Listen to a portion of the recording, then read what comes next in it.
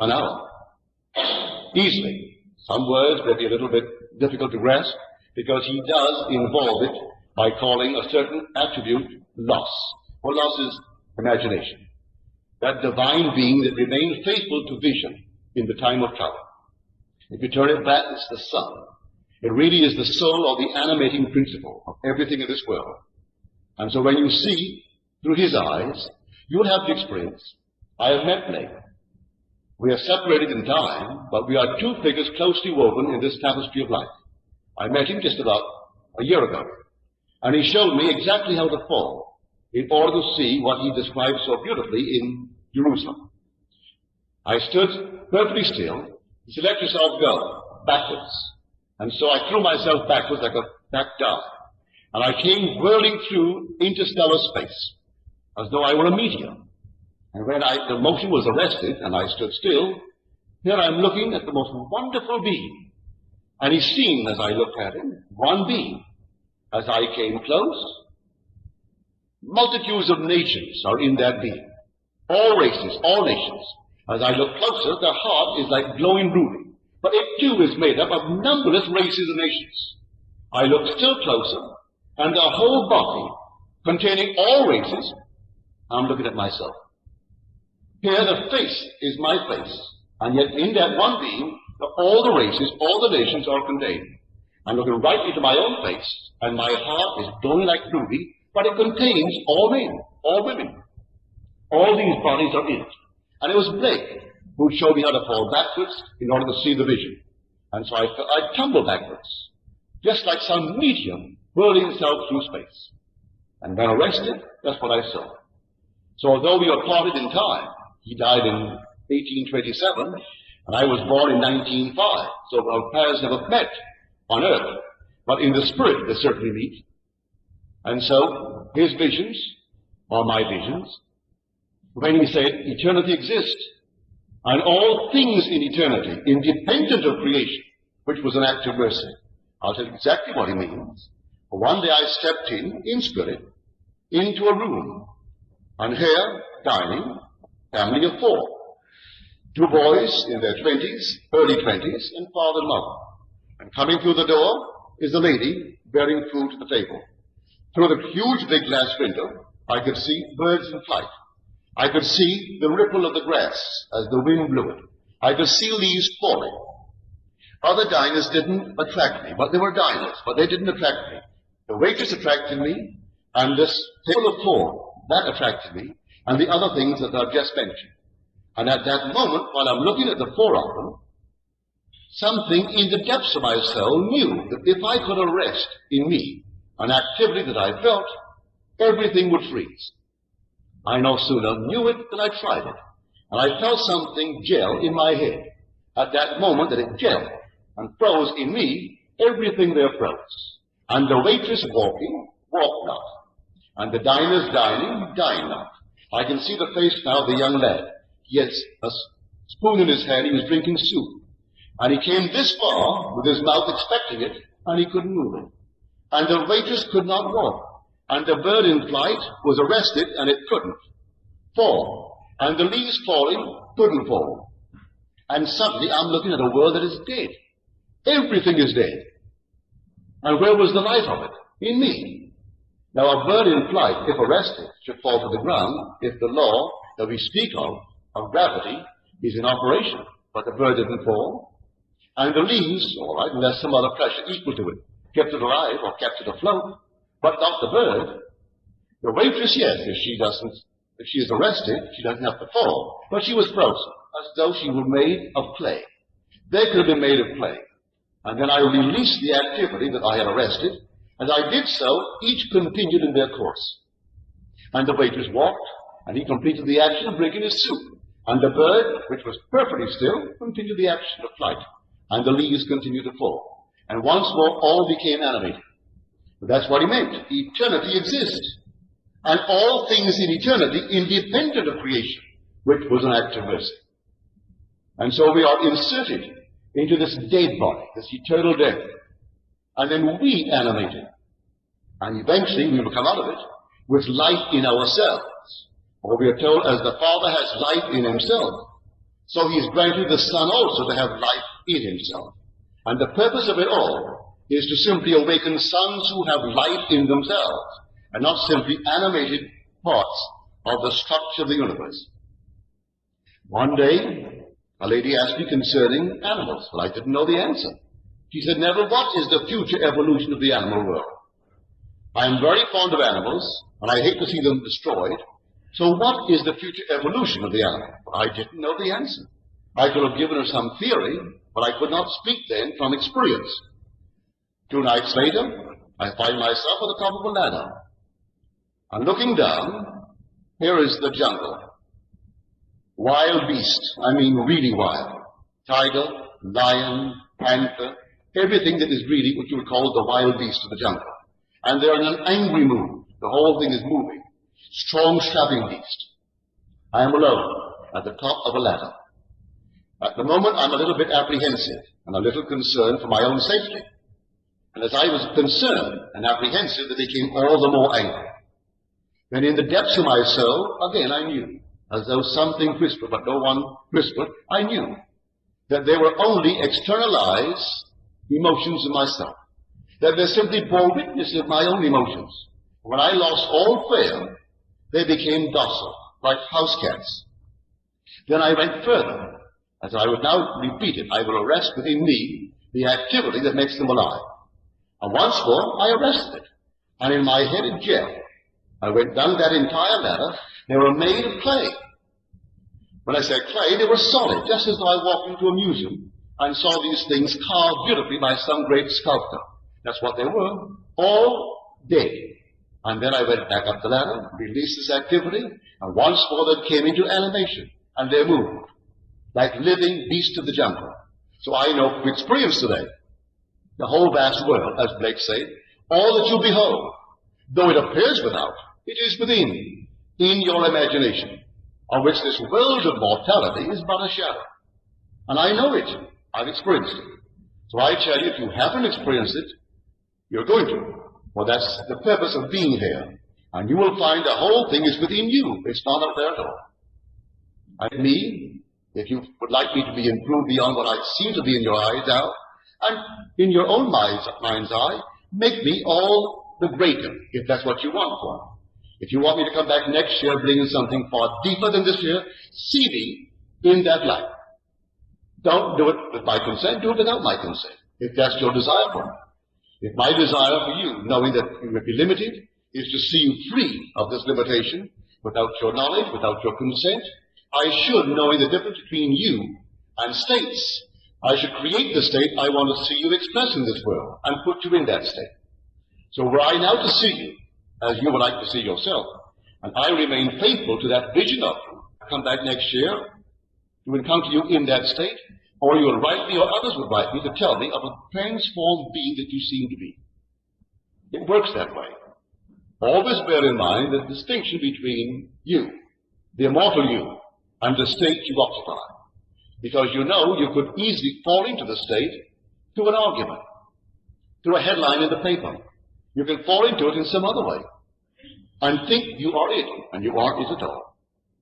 You are the immortal being that one day will be fetched from the furnaces of affliction, and being brought out, you are one with your Father, who is God, and you are He.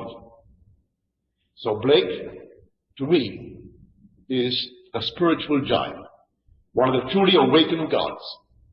And when you meet him, he looks like some super-terrestrial being when you see him. A giant of a man, and yet he wasn't any giant there, but he was radiant. The man is radiant. Just completely awake among the gods. So when you're told in the 82nd Psalm, and God has taken his place in the divine council, in the midst of the gods, he holds judgment. Blake is in the midst of the gods. When I travel now, I'm leaving here Sunday, I take back my 3 books. One I brought just to show my friend freedom. The other 2 are my constant companions. One is Blake. The other is the Bible. I'll be flying to New York on the 15th of September. I'll be carrying 2 books. One will be Blake, complete works, and one will be my Bible. That's all I will be carrying. It's my constant companion. First of all, the joy of reading Blake, with his use of English. That fantastic use of English, all weaving in the imagination. And so no one outside of the Bible has given to the world as much as Blake when it comes to the secret of imagining, how to do it. And so these four visions of his, the fourfold, the threefold, the twofold, and the single. Well, the single is simply any normal physical sight, where its thing is what it appears to be and nothing more. That single vision. And he prayed to be saved from single vision, because everything has a meaning in God's world. I used to sit in the park years ago with my old friend Abdullah. And if two people walked by, it had meaning. If it was male and female, it differed. If two men, it differed. Birds in flight. And he gave meaning to all the moving, animated state of God's world. An entirely different language. God is speaking every moment of time, you say, to every one of us, but we can't see it. We do not understand the language of God. It's all spoken in symbolism, and the birds in flight reveal something to Ab. I will see Ab get up, and he wasn't superstitious. He got up at a certain moment when something passed by. He could interpret the language of God. Others couldn't. And there was reason for his getting up, as time proved. He simply moved from what soon thereafter was an accident. But he moved. Everything is meaning in this world, but everything. The very beginning of the book of John, in the beginning was the Word. Well, the Greek word logos, that is translated word, has the meaning. So you could say in the beginning was meaning. And meaning was with God, and meaning was God. There is a meaning, there's a purpose, a plan behind everything in this world. And eventually, you and I will understand it. But I assure you, the whole vast world, if you could arrest your power now, would stand still. Absolutely still. The only work outside of Blake's, and one little passage in my book where I try to record the experience, that I've ever seen it, was in the Apocryphal New Testament of the Gospel of James. And here in the book of James, the words are put into the mouth of Joseph, the night of the birth of Christ, where he goes in search of a Hebrew midwife because he wants it for his wife. And as he starts, the heavens stood still. And the shepherds tending their flock, they stood still. And the little lambs drinking stood still. And the men eating stood still. And everything was frozen as though dead. And then suddenly, all moved on in their course. So it's the only recorded thing that I've ever heard of. And that's in the book of James, but the Apocryphal book of James. And you can get it, the Apocryphal New Testament, and look up a passage called the Infant Gospels, and look up the one under the Gospel of James. And this was the experience given as an experience of Joseph, where the night that he was born as Christ, then the heavens stood still. For that's the power that he tasted of the age to come. For that's the power you're going to wield in the age to come. And you taste it now, just glimpses of it, because you're rising into a world completely subject to your imaginative power. So if you haven't read Blake, may I beg you to get a copy and read him. You may not understand him the very first moment, but reread him. I keep on rereading him. First of all, for your, well, if you like English, just for the joy of reading good English, read Blake. Few can take words and do with words what Blake did and left to the world. So 200 years ago, he made his entrance and then left to us, although he himself was completely unknown. And you mention anyone in the day when he walked the earth, and they're completely unknown today. But Blake has become known. And he grows bigger and bigger every year in the eyes of those who understand good literature. And those who were considered great in his day are completely today unknown. Because the King of England in those days was simply Mad George. And we only know him today because he lost, for which we are very thankful that he lost it, but he lost his greatest colony, which was America. And we are very grateful he did, but he was as mad as a hatter. And he's only known for his madness. While Blake was not mad, but because of his visions, they called him mad and said the man is mad because he spoke of things that mortal eyes could not see. Yet the same who called him mad would read the Bible. Well, can you conceive of the description of God on his throne as described in the 6th chapter of Isaiah? And he beheld the Lord, the Most High, sitting on his throne. And he paints a picture. Can you conceive of any cameraman photographing it? You've got to take the words of Isaiah, because you couldn't possibly take some anonymous there and have him dissect God and his throne, and you couldn't take any cameraman who could photograph the vision of Isaiah. Was he mad? We have it in the book, and we read it all the time. All the visions recorded in the Bible could not be photographed. And so because Blake could not photograph his own, say he could draw them, or he had the talent to draw them, well, they called him mad. When he drew the flea, and he drew the flea like a man, a monstrous man, with a neck that wasn't a neck, the head was simply stuck on shoulders.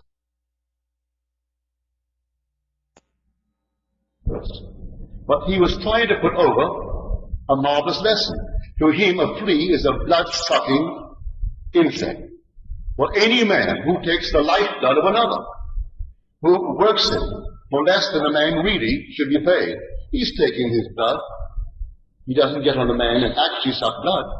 But there was a day, and there's still a day, when a man isn't paid what he's worth, and yet the man is using him. That man goes home to a wife and children that need food, need to be educated, and he's not being properly paid. Isn't he the employer, a blood-sucking insect? Well, that's the flea. And what Blake made, that is, everything is man. So the little flea is only a projection of a blood-sucking man. So everyone in the world could look at that picture. It's a monstrous picture. And he drove everything into it, and he said he saw the ghost of a flea. And the ghost of the flea was man. For there's nothing but man. I saw it. The animal world is simply man's emotions made visible. When man arrests in him the life that makes them alive, they all stand and they're dead. The whole vast world one day will be seen by you as still, and then you know the words of Blake. Eternity exists, and all things in eternity, independent of creation, which was an act of mercy. And so we are being molded and shaped on this fabulous world of states by the uncreated God. Here the uncreated shapes himself upon the mold that is permanent. Now let us go into the silence.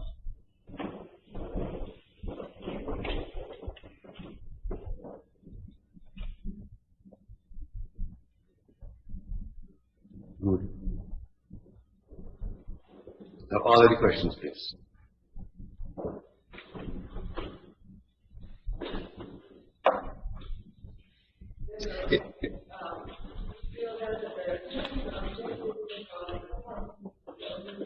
I didn't quite hear you, my dear. Yes, my dear, I'm convinced of it. That consciousness is the one and only reality, really. But the world is fixed. It really is fixed in a dead state. But the living state is your own consciousness, and you can feel it. Not just to be aware of things, you can actually feel it and stop it and start it. The day will come, you'll stop and start everything in this world. What the next scene is going to be, I do not know. I really do not know. But I've had glimpses of it, and I've tasted of the power of the age to be. And just as well that man in this world cannot exercise that power.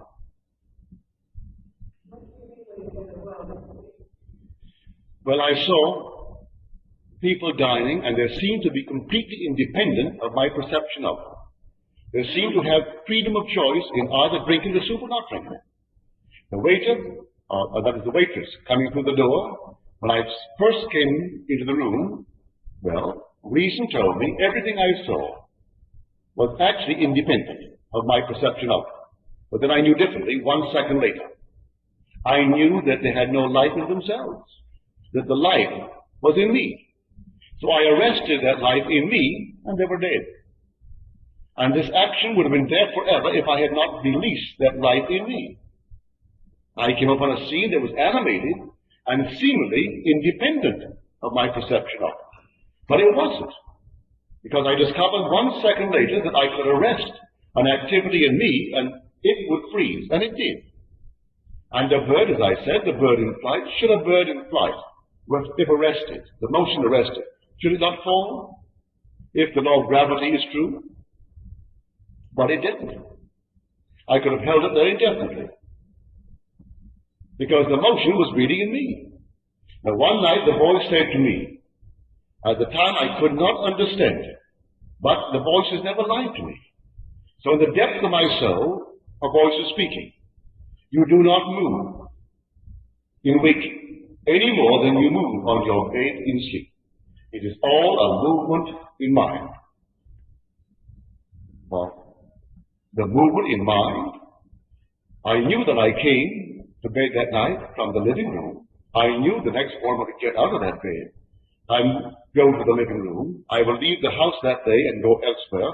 And I've done that for all these years. And the voice is telling me you do not move in waking any more than you move on your bed in sleep. It's all a movement of mind. You only think you move when you wake as you think you move in sleep. Well, then to encounter in the depths of my soul a meditating Neville, and to discover that he is meditating me, and he is the reality that is causing the seeming motion, but he isn't moving. So was the voice speaking to that depth of my soul that is there in meditation? As Jung said, when he saw himself, he was afraid and he woke frightened, because he said to himself, so he is the one who is meditating me. He has a dream and I am it. And then said Jung, and I knew when he awakened, I would no longer be. So a still meditating Jung caused 89 years of seeming motion all over this world. But the being he encountered, when he was then 69 years old, was there before he came from his mother's womb, meditating him. He was dreaming of an experience in 3 dimensions which he needed for increased awareness to further his own self-realization. But he, the meditating being, was not moving. And if he was the cause of Jung's experience of 69 years, and beyond for another 20 years, for he died at 89, well then the voice is telling me the truth. For the voice wasn't speaking to this little thing here. This is the garment that I am wearing. So the voice was addressing itself to the depth of my soul. You do not move in waking any more than you move on your bed in sleep. It's all a movement in mind. You only think you move. When you wake as you think you move in dream. Well, I recorded the words, but I couldn't understand the words. Yet the voice has never lied to me. So these revelations can come beyond one's capacity to fully understand them, but you will grow into the understanding, because he will give you another experience, and another experience, and finally it unravels itself. And you will see how true the voice was when you recorded it. As scripture, all these things were recorded in the 39 books of the Old Testament, but they were not understood any more than they're understood today. It took the New Testament to manifest the great secret hidden in the Old. And to this day, there are people who will not believe that it happened. But it's all stated, but the very ones who recorded it couldn't understand it. They themselves confessed that the prophets sought and inquired and asked what person or time was indicated by the Spirit of Christ within them and predicted the sufferings of Christ and the consequent glory. And they were told then it was not for their time, but for ours. But they were asking and inquiring, but no voice answered their inquiry. They couldn't understand. But they recorded faithfully what the voice had dictated for our age, for our time. Any other questions, please? Yes, Bill. Did I move?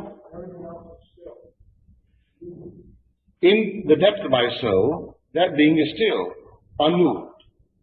But the illusion of motion I am experiencing in 3 dimensions with the garment that I'm wearing, a male garment. I have the illusion Now when you wake tomorrow morning from your bed, if you have a dream tonight, you will dream, you may not remember it. But if tomorrow morning you wake, remembering the dream, and the dream is very active, you'll have to confess to yourself, if this thing is the real you really didn't move, did you? But while the dream lasted, it seemed so real, and you're certainly moving, weren't you, in the dream. But if reason enters, on reflection, you'll say, well, that's all silly. I could not have moved because I went to bed here last time, and here I am in the same bed, the same room. So did I move? And you're going to tell yourself, no, you didn't really. You just simply had a movement in mind. Or the mind did it, you'll say. But the mind did it, but you were clothed to yourself. You could be hurt in a dream and have the sensation of pain and witness an accident. It could even be fatal in the dream. But when you wake, it's always just a dream. Therefore, all the movements that I experienced must have been in mind. Well, when we wake from this dream, it's going to be the same thing. For he's going to wake one day, and this, on reflection, will be as much a dream as tomorrow morning's reflection on the night's dream. So the point is all that we see or seem but a dream within a dream? Edgar Allan Poe. And he came to the conclusion, yes. Is all that we see or seem but a dream within a dream? And the day will come, that dreamer who meditated you into seeming reality will awake from the experience which he imposed upon himself. And you will be he, but then awake, and reflecting on the experience that lasted seemingly thousands of years by our little time, will be to him just the experience of the dream that he imposed for a definite purpose, to simply further his own self-realization. And therefore you will know that you haven't moved. You'll awaken from the self-imposed stillness and dreamed of motion and all the experiences that you and I encounter in the world of flesh and blood. And you will awaken, and then it will be to you like the dream of tonight will be to you tomorrow morning. But the voice is never lightly. When I hear it, it speaks with an authority from the very depths of the soul, and you hear, and you simply listen, and you record what was told, whether you understand it or not. Then comes experiences where you can't deny the experience. The experience of seeing people stand still when I arrested an activity in me is an experience that I cannot deny. And the experience is not less vivid than the experience of today. I had a very pleasant day. I took a friend of mine to lunch today, and a friend of mine took me to dinner tonight. And there were pleasant, wonderful meetings. Well, they're not any more real. Now they're memory images. The dinner is a memory image, and the lunch is a memory image. But they're real when I experience them. But they're not more vividly real in my mind's eye now than this experience of encountering Dinah standing still when I arrested an activity in me. That too is a memory image. But when I did it, it was as real as today's lunch was real. So in the end, that voice is going to prove itself true. For I encountered myself seated in the lotus posture. I looked at him, here's Neville, in a radiantly beautiful manner, with a character that this little Neville does not possess. There was majesty, there was strength of character, there was nobility in that face, everything that could be desired by anyone. And yet it was Neville. And he was completely undisturbed by my staring at him. I encountered the being that is meditating me. And it is still. And it was seated in a lotus posture, completely unmoved by my interest and my surprise. And when he really moves from that sleep, I will no longer be, but I will be he.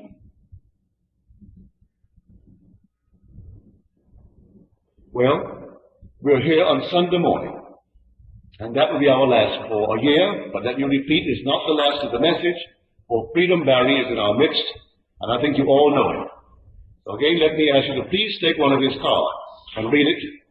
It gives you all the information that you will need concerning the class. Again, thank you.